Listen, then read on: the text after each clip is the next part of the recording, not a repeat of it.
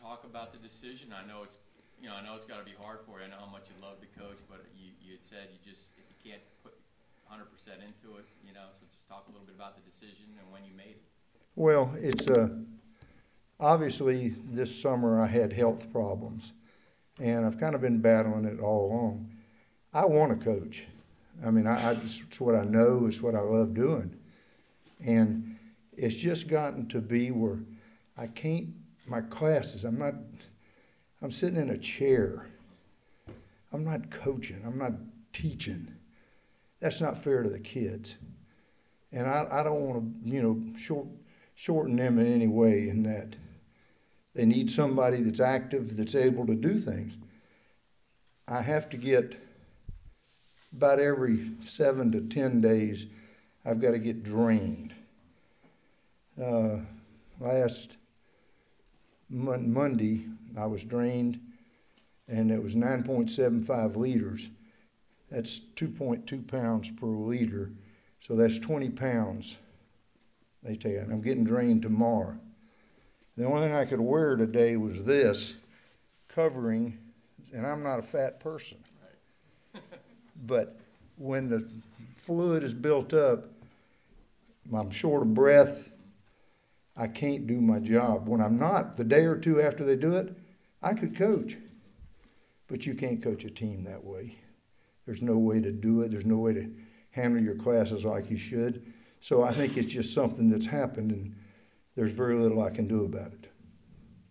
I know you've been through a lot physically throughout your life. So was this year, though, the most taxing in terms of, I saw you this summer, and, they're telling you, Corky, you don't have to be out here, but that's not you. You're always out there. That's what you want to do. So. Well, yes, it was, but we've got so many good guys around us. One of the things, Dan, that I would really like people to understand is, and I'm not ever trying to be humble about this, but I've had such good people working with me all these years. And a lot of the successes that we've had have been because of these guys. And that's why I think the program can go on. I think I'm a part of it, but, I brought work habits and work ethic, but knowledge-wise, they're smarter than I was. I think when you look back at games, I know I got out-coached in games. I know that sometimes. That always bothered me. I don't think we ever got outworked. I do not think that happened. I think if I could, go back and make a certain call at a certain time, I could have changed the outcome of some things. But our guys that we have here, I was telling Coach Flynn from Ribault, who I had at Ribault Junior, and he had quite a coaching career at Ribault, coaching basketball and football out there. One of the things that I felt like, Dan, because of our staff and the way we had worked at Lee High School and here at Bowles, a lot of times we go to play people, and I hate to say it, I never tell our team this, but I felt sorry for the other team. I knew they had good kids. They were big and strong looking. Coaches were good, but they didn't know what they were getting into. We worked every day all year. We didn't make many mistakes. And a lot of these teams would fall by the wayside as the game went on. It wasn't because they weren't well coached. It wasn't because they didn't have good players. They had not put in what our kids had put in and what our coaches had. So any success we had, I think a lot of it came from that. Did you find it hard to tell the kids, and what was their response? I haven't really talked to them as a group. Individually, I've had, some of them come to me. But, one of the things that we, Cole, and from being with us, it's not Corky Rogers, the coach. We're all coaches. We're all part of it. Everybody plays a role in this thing. And the success that goes on, there are so many people that we have to depend on. And, we've been blessed to have had that. So the part that I played is just, I was lucky to get the job, to do the best I could. but great support all the way around. As far as the kids go, you know, I hate it for them because I wanted to be there for them. But they're kids. They'll adjust. Tight end in particular, probably. Huh? Yeah. I got him out of class. Somebody did. If y'all don't know, that's my grandson over there, who's probably the happiest guy that I'm not going to coach, because I probably got on him more than any other person out there along the way. But he's actually a fairly decent player. I've never told him that, but I think he is. But no, I just the kids, you know. Can you remember when you were 16 years old? I mean, you know, okay, Coach, nice seeing you. You know, I'm going my way. We've got life to go through here. What else we got? You mentioned the support. One of the neat things about always coming over here and watching you guys is, you know, you and all of the assistants who weren't just assistants to you, obviously. They're your best of friends, and Right. you guys did everything together. I'm just curious how that part of it factors in, and you know, it's just a neat thing watching you guys through the years. And Well, it's been fun. That's another reason why I think it's lasted as long as it has. And you know, if I was healthier, it would go on. Because we all get along, and we all pick at each other and have fun. And you know, really every day you come to work is not work. It's you know, it's another challenge that day, but it's still having a good time and enjoying life. One of the things I found out early on, it's like coaches' meetings. You know, how do you set up a coaches' meeting? You've got people that have young kids. You have people that have church commitments. I'm talking about weekends now. You have people that they want to go to the Florida game. You have people that want to do this. So when do you have a coaches' meeting? Now, some guys will set it up, and it's going to be 8 to 6 that day, and it's this no matter what. You know, I just didn't think that was fair. So what I did was say, I'm going to be there at this time.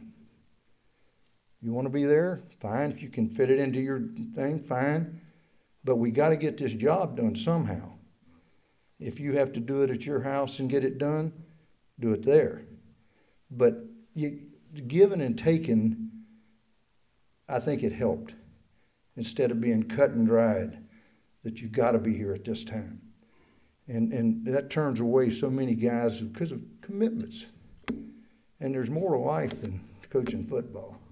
You know, it doesn't seem like it to us sometimes, but you know, it is. What's Friday night going to be like for you? Well, that's anybody that kind of probably knows, but you know, obviously Friday for us is big with the games, and I was at Ribault Junior, and I was coaching at Ribault Senior, and the head coach at the time was a guy named Alan Harrell, and he told us, and here I was new to coaching, and Ribault Senior and Junior right beside each other, so I just walked across the field. He said, we're going to have a party at my house for the coaches after every victory. That sounded great. Well, we were 0-10. And I thought, if I ever get to be a head coach, I want one after every game. I don't care if it's victory or loss. And my poor wife and children have come up. There's been Friday nights for, 40-something years that there's been people at the house. And the different coaches' wives would cook, and sometimes we bought things out, whatever it was. But it was a chance to be together, and it was a lot of fun. I tried to keep the parents away from that the best I could, but I just thought that was the way of doing it. I have something else. People think that I'm a real disciplinarian on certain things. There was an old coach who I thought, when I went to Lee High School, was a student named Warren Kirkham. Warren Kirkham, a lot of people, his name has kind of been forgotten over the years. was a very successful coach at Lee High School. And when I was a sophomore, he was the head football coach. Very tough man. I mean, just tough. And when I became a head coach, we were at a function one time, and he said to me, "Coach, don't ever set a rule that you can't bend a little." I thought, coming from him, I didn't think he bent for anything. But if you put something on paper and you make a rule out of it, then you have to follow it. So I don't have many things written down that people have to follow. We still try to hold true to our principles, but their situations change. Kids change. They're different. Everything's different. It's not the same every time. And we all want to put it in this one bag and think it's all going to come out the same. Well, it doesn't. So you have to change that way a little bit, but still stick by your beliefs and try to do what's right. I've always told people this too. I don't care how poor a neighborhood you come from. I don't care how rich a neighborhood you come from. Right is right and wrong is wrong. It doesn't make any difference. You might have this and I don't have this, but if you're teaching me right, in which many of the mamas and grandmothers and people that have raised people have done, they're teaching right things. Back when I was young, nobody in here kind of can remember this far back. Maybe Doc Trainer and me could, but we used to go on rides. Our family would go, like Sunday evening, we would ride. Sunday afternoon, we'd try to go to St. Augustine. Back then, there was no Fuller Warren Bridge. You had to go through the Main Street Bridge, down all the way across and go. So that would be our ride during the day. But it was Christmas time one time, and we went to look at Christmas lights. And as a family, it was my mom and dad and I. And boy, you saw some of these families that had just thousands of lights. It was just so beautiful looking. As a young kid, that impressed me. And then we came to a neighborhood, and there was one candle, I'll never forget it, sitting in a window. And my dad said to me, that candle means the same to those people as all those lights mean to the other. They just don't have the money that, to do that. So I've always believed that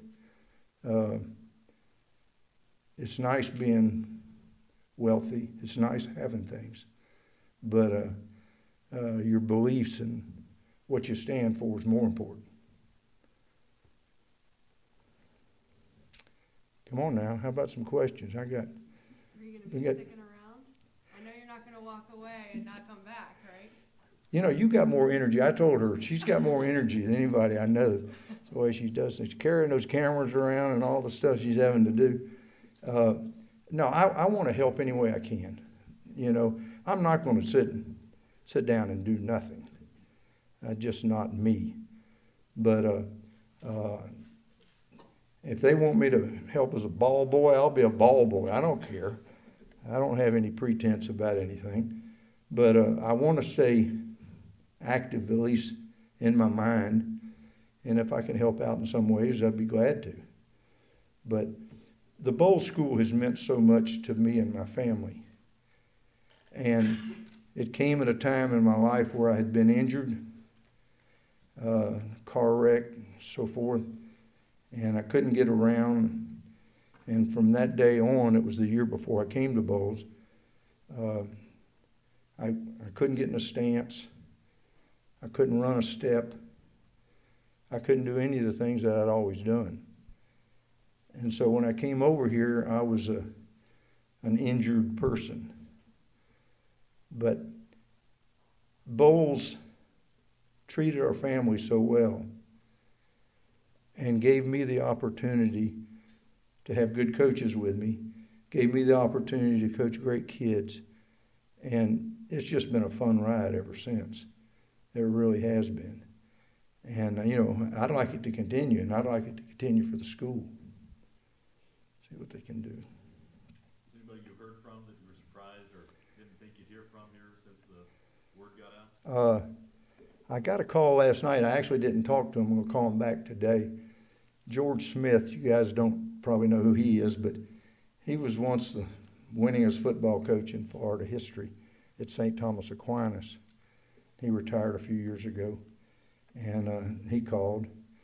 I hadn't seen him in quite a few years, but I think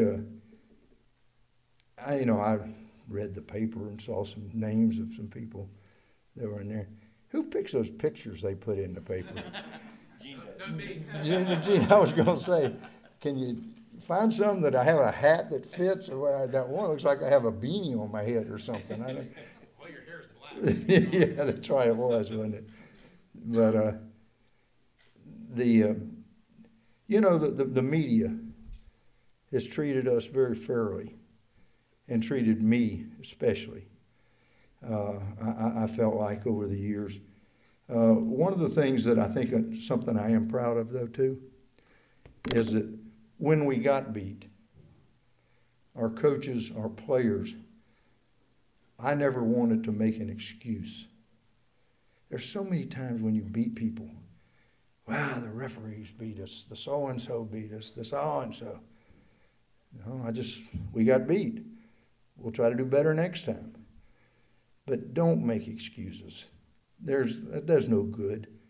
You don't advance your program by making excuses.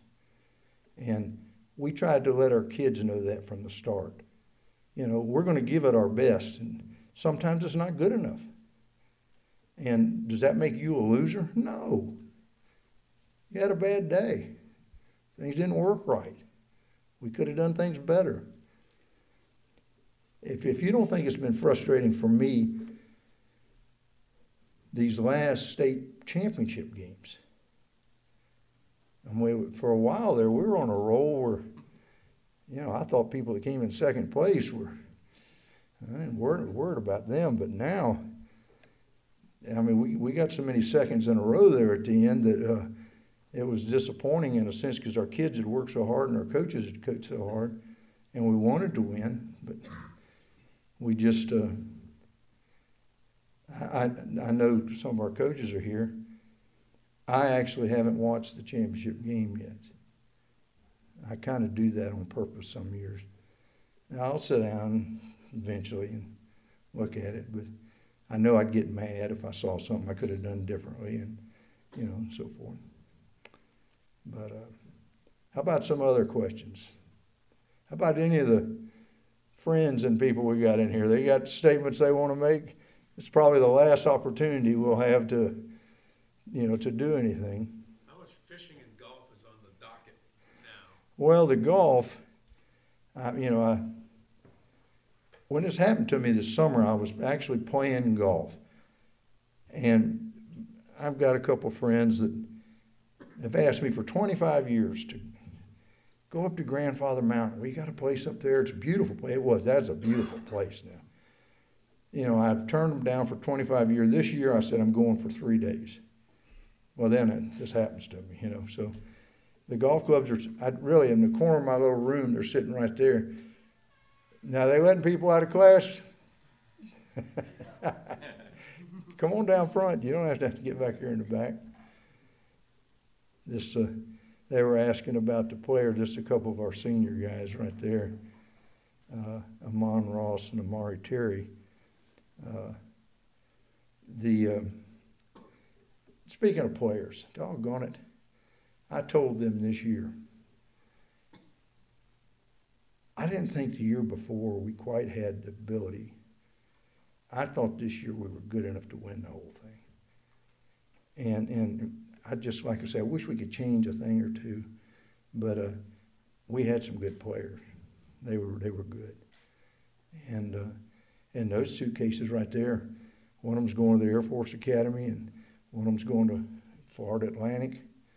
So it's worked out for those two young guys. And we can. They're also, when I was in the hospital and going through things, some of these guys are the guys that were there. So it means a lot to me. You know, I think it's fun when the young guys feel like that you've treated them fair. I think that's what I always wanted, was to treat people fairly. I'm hard on all of them. I mean, I'm hard. I don't give in, and I'm relentless on some things. But down deep, I always felt like I was trying to do something for them. And I don't know if they ever saw it that way, but I thought so. How about some questions?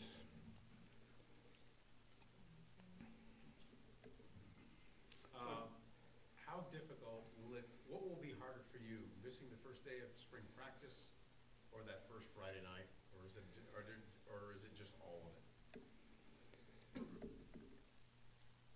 The thing that I like best,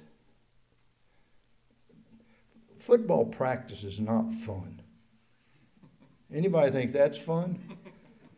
You got to experience a few more things in this world, because that's not a lot of fun. But I love practice because, I don't know, you see people, they don't want to be there. It's hot always, and it's, you know, it's just tough.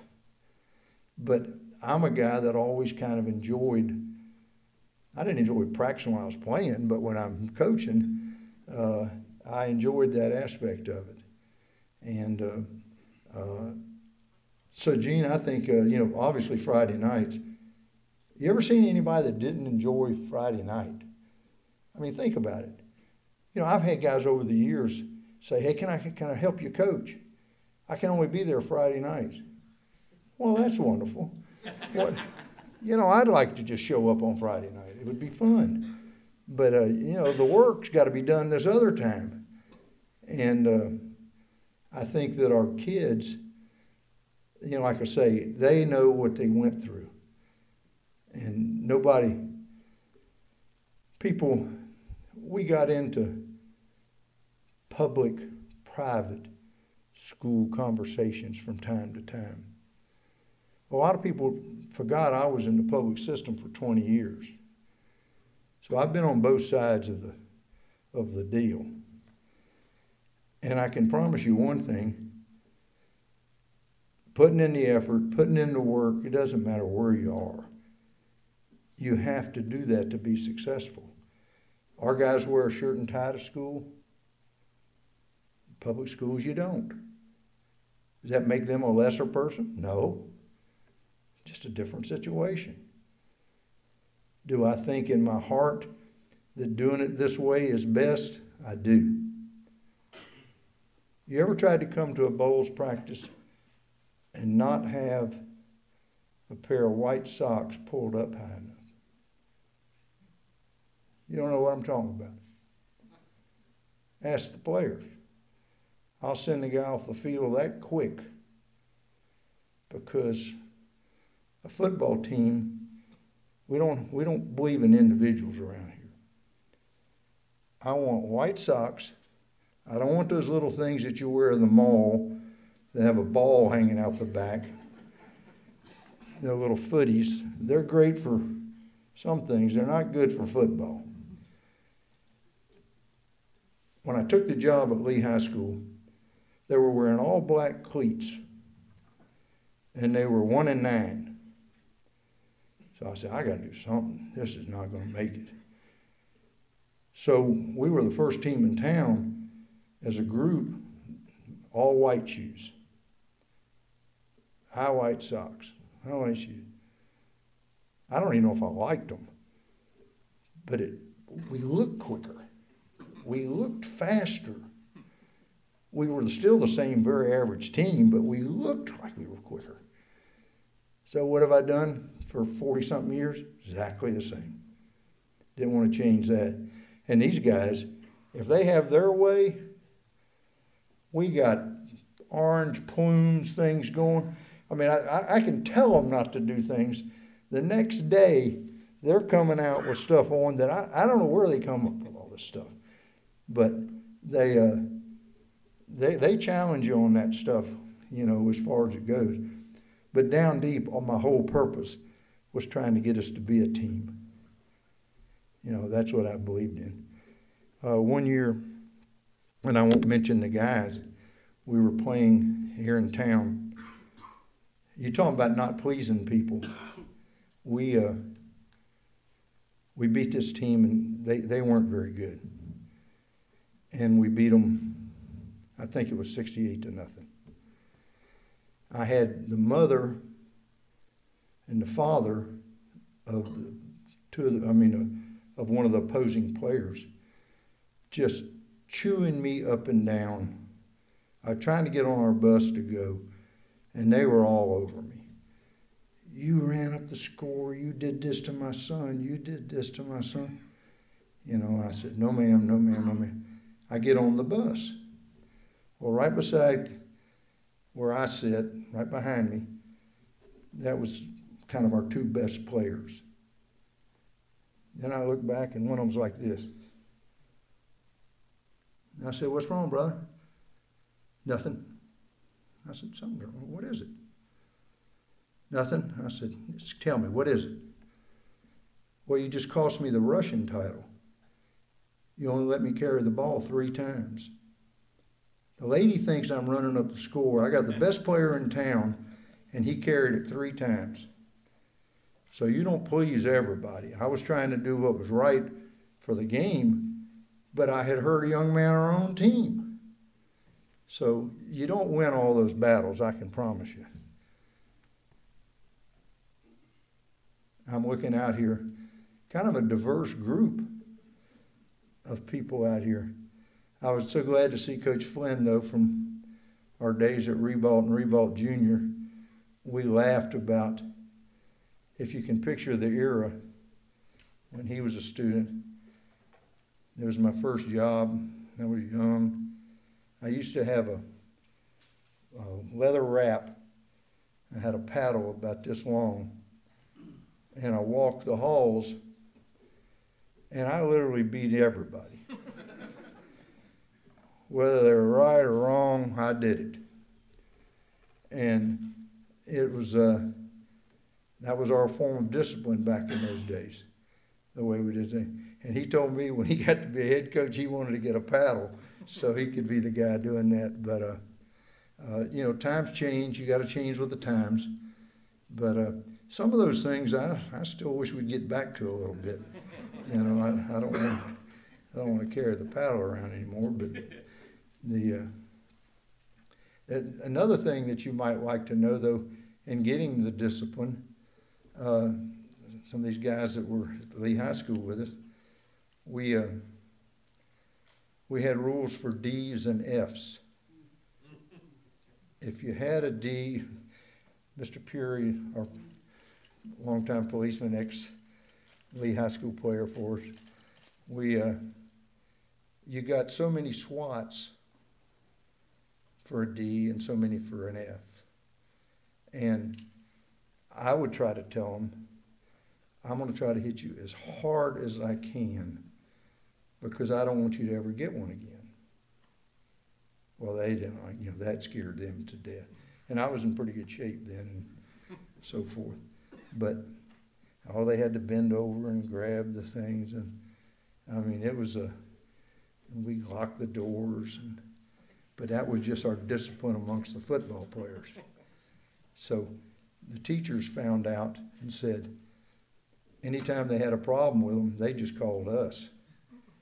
You know, and that's kind of how all that stuff went down. But a different time, different era, the way things were. How about it now? Come on, let's come up with a couple. Coach, I want to say this on behalf of the thousands of guys that couldn't be here. Thank you. Well, Sean been with us ever since I've been at Bowles. And he, Coach Morris, he works all the events for him here just about. And he was a guy, what did you tell me, me and your dad? Yeah, two of the most influential people in my life. And neither one of us thought you could play? Worst football player I ever had. That's not true. That was that Sean said he was a good player for us. But it's been so much fun. You know, we had a guy this year on our team, and I don't want to mention him because it'll make him sound like he's not very good. But he started for us. And to me, he is the perfect Bowls example. He played a position that most people weigh about 230 or something playing. He weighed 175 pounds. And gave it everything he had. With a tough little nut. That, to me, is what an awful lot of Bowls people have been. Guys that worked, played above their level of giftedness, but played hard. And I probably have as much respect for this guy as anybody. And yet, he never made any all-state teams or any of that kind of stuff. But I knew what he could do. And, you know, knew what he had sacrificed for. So, you know, there's a lot of things like that and thoughts that I have about guys. And many of the guys that you seem to like over the years and care about really weren't the best players. A lot of the best players thought they could do it with you or without you. But a lot of the medium guys, they felt like you were helping. So, you know, that's why I think some of the guys that I'm closest to today are guys that were kind of medium players. But I loved them, you know, for what they could do. I mentioned to my son-in-law, my wife, and my oldest daughter are sitting there, and the sacrifices that they've been through again, because for us, it's an all-year deal. These players, I mean, it's every day. There's no time off. There's nothing. And so for a family, we literally haven't been on a vacation. We went to a lake a time or two and did something, but it's just always been football, conditioning, just whatever. So it's been a big sacrifice for them over the years and what they've done. And I do appreciate it. And I wish that sometimes people don't realize how hard it is on the families and how they have to adjust their life around yours all the time. So it's thank you, girls and guys.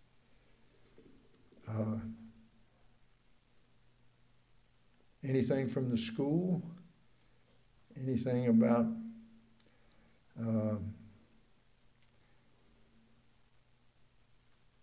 28 years ago when we came here, they had Mr. DeMont Mullen was the head man.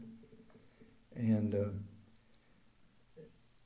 one of the things that he did that I thought I was so impressed with was the fact that he was a guy that did not particularly care for athletics. He was the head of the English department at one time. He was a very smart man. But he realized the importance of athletics. And he gave us this chance to coach, to do it on our own, very little, never bothering us, never saying much to us, letting us do the job. You know, nobody would ever have to check if we were at work. We were here every day. So the freedom they gave us, and it started with him, was very, very important. And I think that that's one thing that we've been blessed with here at the Bowles School, is letting us do it on our own and try to do it the best way. And, you know, we made plenty of mistakes along the way, for sure, but a lot of good, too. Yes, dear? Coach Rogers, I want you to know something, and that's that for the past 24 years, every week in my classroom, I saw evidence of the fine moral development that you poured into your young men, and I want to thank you for that. You've been a mentor to all of us, not just your boys. Well, that's so kind coming from you. She's such a well thought of teacher here at school, and yeah, we've been here almost the same amount of years. Not much difference in what we've done, but I appreciate, and I hope that people feel that way. You know, we're just people. We make a million mistakes every day, but we tried to do it the right way. And I think that the guys know that we coach, that we try to do it the right way. You know, we're not perfect in what we do, but it's a situation where I think Bowles in general, the way their sports program is run, Coach Morse, the athletic director, is in charge of it.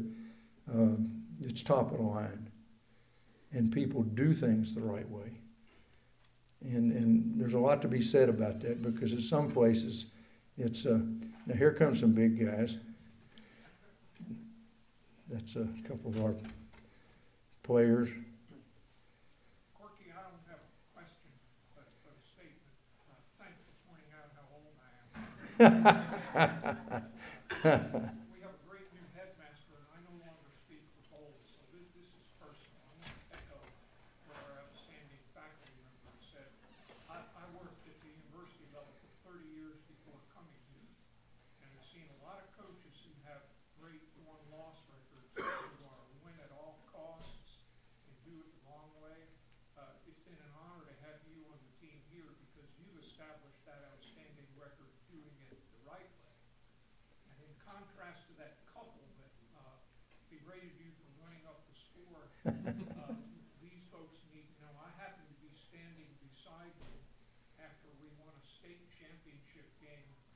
I don't know this for a fact, probably the only one where we won with a running clock. That was fun. And a mother and father of a player on the opposing team came up to compliment you, thank you for not running up the score, and thanking you for running a quality program that their school wanted to emulate. So I thank you too. Thank you, Doc. Doc Trainer was our head man here for many years at our school, and he's worked in college presidents. He's done a lot of different things here now. So are you going to what's it called this weekend? The car? Yes, sir. He's big in that. What is that called? Concours d'Elegance. I can't speak French. Yeah, that. At Amelia, I'm a volunteer. I don't think there's any West Side cars in that thing, is there, that I can remember when we were growing up. I don't have a car in the show either. A couple of our players came in. One, E.J. Porter, who's going to Coastal Carolina. Proud of him. And then our junior, our big tackle. Have I ever seen how big this guy is? Nick, walk up here a second. Come walk up here a second. Come on. Now, even, you know, I know I'm shrinking a little bit. I was 6'3" and a quarter, something like this. Stand up so straight. As you can see, I measured him the other day in class, didn't I? I measured him. Put the book. I had that. Put the book up here, like to get it on top of his head, the level thing that we were using. But we measured him. I know they measured. He was at the University of Missouri this past weekend, and they measured him. They offered him a scholarship. He's a junior, but they measured it 6'8" something. I had him at 6'9" and a quarter. That's a big person. And he's doing well, and I told him that he's losing a little here. I'm gaining it with my stomach. See how big he is. They come on. Well, I just wanted to give you a break and thank everyone for coming, and Good. let you give you a rest from we could all be reminiscing here all day with good stories from Coach Rogers. Good. If anybody wants to, obviously I've got really what my plans are right now. I'm going to work the next couple of weeks, and then I'm going to officially step aside. But I'm going to be around, and people need me or anything, I'm here. So that's what our plans are right now. But hey, I do thank you guys. I know you had something better to do than be here with me. But anything you can say about our school or our team or stuff would be appreciative. Thank you, Corky. Okay, guys. Appreciate you. Thank you, man. Thank you, ladies.